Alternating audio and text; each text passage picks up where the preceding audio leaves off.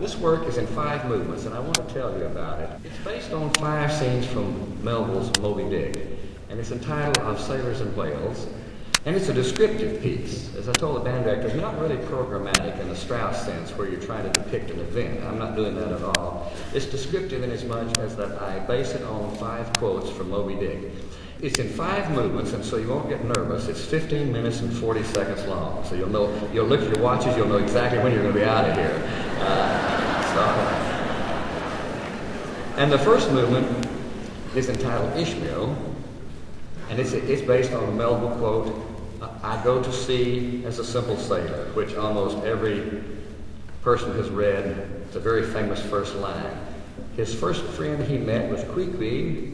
Queequeg was a tall, skinny harpoonist that nobody knew where he came from. They weren't sure of his ancestry as to race. They just couldn't tell where he was from in the world. And this is based on this. And so the second movement the first movement is just the idea of the sea. I go to sea as a simple sailor. The second movement is kind of a buffoonish, and maybe that's not the right word, maybe awkward, because Queequeg was quite awkward. He carried a shrunken head with him too.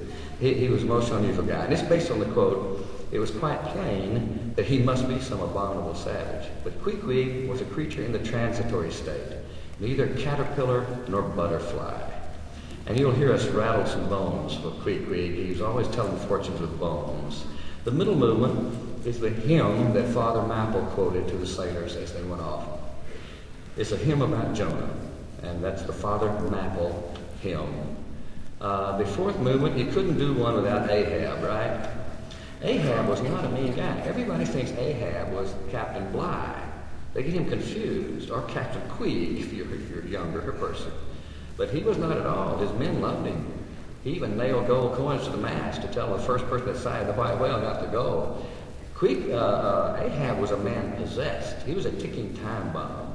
So this movement doesn't put him in an ugly or mean light, but a nervous ticking time bomb, hopefully light. And the last movement is, I didn't give you the quote for Ahab. This is Ishmael speaking. "So powerfully did the whole grim aspect of Ahab affect me, that for the first few moments I hardly noted the barbaric white leg upon which he stood.